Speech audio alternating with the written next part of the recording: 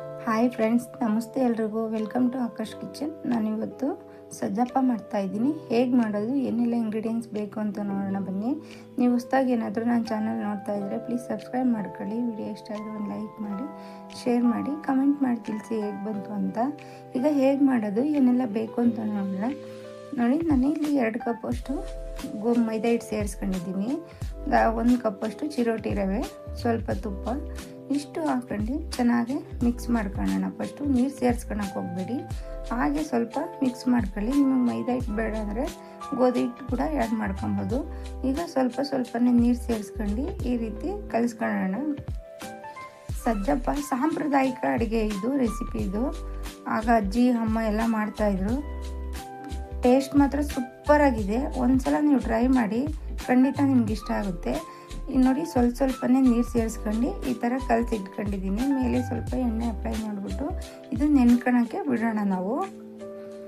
ಈಗ ಒಂದು ಪ್ಯಾನ್ ಇಟ್ಕೊಂಡಿದ್ದೀನಿ. ನಿಮಗೆ ರುಚಿ ನೋಡಿಬಿಟ್ಟು ಬೆಲ್ಲ ಸೇರಿಸ್ಕೊಳ್ಳಿ. ಸ್ವೀಟು ಜಾಸ್ತಿ ತಿಂತೀವಿ ಏನಾರಾದರೆ ನೀವು ಎಷ್ಟು ತೆಂಗಿನಕಾಯಿ ತಗೊಂಡಿರ್ತೀರೋ ಅದ್ರ ಕ್ವಾಂಟಿಟಿ ನೋಡಿ ಸ್ವಲ್ಪ ಜಾಸ್ತಿ ಸೇರಿಸ್ಕೊಳ್ಳಿ. ಇದೇನು ಬೆಲ್ಲ ಸ್ವಲ್ಪ ನೀರು ಸೇರಿಸ್ಕೊಂಡು ಜಸ್ಟ್ ಕರಗಿದ್ರೆ ಸಾಕಿದು, ಪಾಕ ಬರಬೇಕಂತ ಏನಿಲ್ಲ.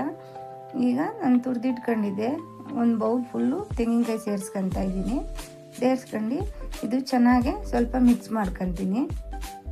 ನಿಮಗೆ ಬೇಕು ಅಂದರೆ ಗಸಗಸೆ ಕೂಡ ಆ್ಯಡ್ ಮಾಡ್ಕೊಬೋದು. ಇಲ್ಲಿ ನಾನು ಗಸಗಸೆ ಏನು ಸೇರಿಸ್ತಿಲ್ಲ. ಏಲಕ್ಕಿ ಪುಡಿ. ಇದು ಬೈಂಡಿಂಗಿಗೆ ನಾನೊಂದು 2 ಸ್ಪೂನಷ್ಟು ಚಿರೋಟಿ ರವೆ ತಗೊಂಡಿದ್ದೀನಿ. ಸಣ್ಣ ರವೆ, ಬಾಂಬೆ ರವೆ ಬರುತ್ತಲ್ಲ, ಬೈಂಡಿಂಗಿಗೆ ಅಂತ ಅಂದ್ಬಿಟ್ಟು.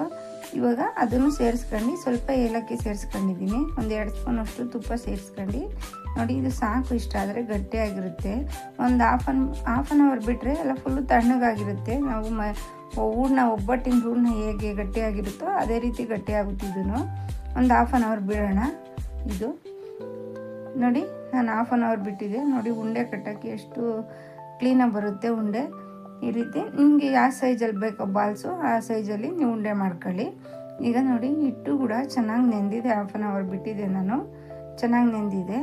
ಈಗ ಸ್ವಲ್ಪನೇ ಕಿತ್ಕೊಂಡು ಸ್ವಲ್ಪನೇ ಹಿಟ್ಟು ತಗೊಂಡು ಲಟ್ಟಿಸ್ಕೊತೀನಿ. ನೀವು ಎಣ್ಣೆ ಕವರ್ ಮೇಲಾದರೂ ಲಟ್ಟಿಸ್ಕೊಳ್ಳಿ, ಇಲ್ಲ ಬಾಳೆ ಎಲೆ ಇದ್ದರೆ ಬಾಳೆ ಎಲೆ ಮೇಲಾದರೂ ಲಟ್ಟಿಸ್ಕೊಳ್ಳಿ. ನಾವು ಪೂರಿ ಎಷ್ಟಾಗಲೇ ಲಟ್ಟಿಸ್ಕೊತೀವೋ ಅಷ್ಟಾಗಲೇ ಲಟ್ಟಿಸ್ಕೊಳ್ಳಿ. ನೋಡಿ, ಈ ರೀತಿ ಲಟ್ಟಿಸ್ಕೊಂಡು ಮಧ್ಯದಲ್ಲಿ ಹೂರಣ ಇಟ್ಕೊಂಡು ಫೋಲ್ಡ್ ಮಾಡ್ಕೊತೀನಿ.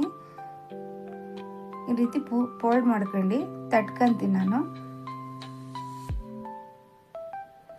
ತುಂಬ ಅಗಲ ಬೇಡ, ಒಂದು ಇಷ್ಟ ಅಗಲ ಆದರೆ ಸಾಕು. ನಾವು ಪೂರಿ ಎಷ್ಟಾಗಲ ಲಟ್ಟಿಸ್ಕೊತೀವೋ ಅಷ್ಟಾಗಲ ಆದರೆ ಸಾಕು. ಇಷ್ಟು. ಈಗ ಪಕ್ಕದಲ್ಲಿ ಇದು ಇಟ್ಕೊಂಡು ಇನ್ನೊಂದು ಮಾಡಿ ತೋರಿಸ್ತಾ ಇದ್ದೀನಿ ನೋಡಿ. ಇದೇ ರೀತಿ ಎಲ್ಲವೂ ಇದೇ ರೀತಿ ಮಾಡ್ಕೊಳ್ಳಿ.